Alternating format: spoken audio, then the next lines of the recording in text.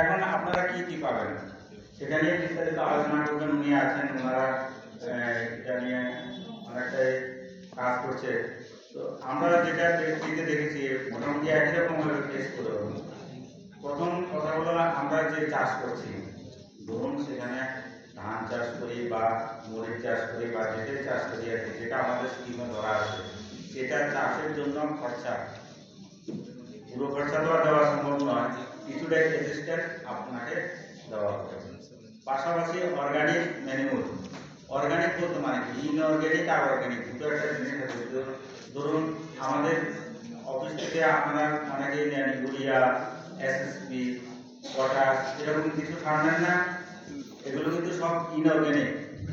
আর organic কোনটা, যেমন আমরা গোবর সার দিই বা ভার্মি কম্পোস্ট দিই, এরকম যে সারগুলো আছে সেটা হলো অর্গানিক। এখন গভর্নমেন্ট অর্গানিকের দিকে কেন জোর দিচ্ছে?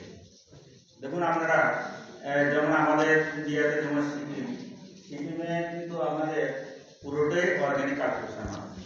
সিকিম গভর্নমেন্টের সীমানাতে কিন্তু স্টেটে কোনো ইনঅর্গানিক সার ঢুকতে দেয় না। আমরা মানে গভর্নমেন্ট থেকে ব্যান করা আছে যে কোনো ইনঅর্গানিক সার ঢোকা যাবে না। পরিষ্কার, কোনো কৃষক কোনো স্টোর থেকে কিন্তু ইনঅর্গানিক সার পায় না, কারণ সেখানে ইনঅর্গানিক তো ঢুকতেই পারে না।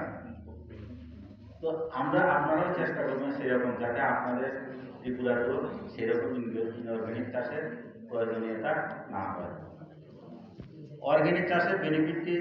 অর্গানিক চাষের যে ফসল হবে সেই ফসলে আপনার রোগ, আমরা যখন কনজিউম করি যে কোনো একটা সবজি বা ধান বা যাই হোক, সেটা দেখুন অর্গানিক, আপনার বাড়িতে দেখবেন একটা যদি গোবর দিয়ে একটা বেগুন গাছ করলেন, আর একটা থেকে ইউরিয়া দিয়ে বেগুন চাষ করবেন, যেটা আপনি গোবর দিয়ে করলেন সেটা দেখবেন আপনার ভাজা করলে বা তরকারি রান্না করলে এটা খাওয়ার টেস্টি হবে অন্যরকম এবং সিদ্ধ হবে তাড়াতাড়ি। আর যেটা ইনঅর্গানিক সেটা কিন্তু অত সহজে সিদ্ধ হবে না, খেতেও টেস্ট হবে না।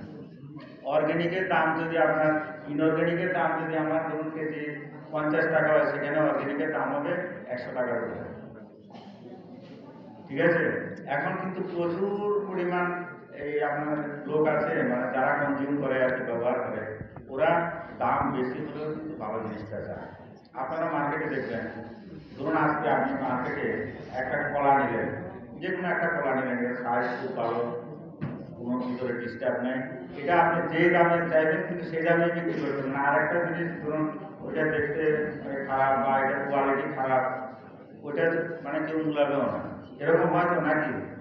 ভালো জিনিসটা কিন্তু যায়, কিন্তু দাম যাই হোক ভালো জিনিসটা কিন্তু কাস্টমার আছে। তো আমরা চেষ্টা করবো যাতে আপনারা সেরকমভাবে চাষ করেন, যাতে করে ওই রকম প্রোডাকশন নিয়ে এলে বাজারে সেরকমভাবে আপনারা বিক্রি করে লাভবান হতে পারেন।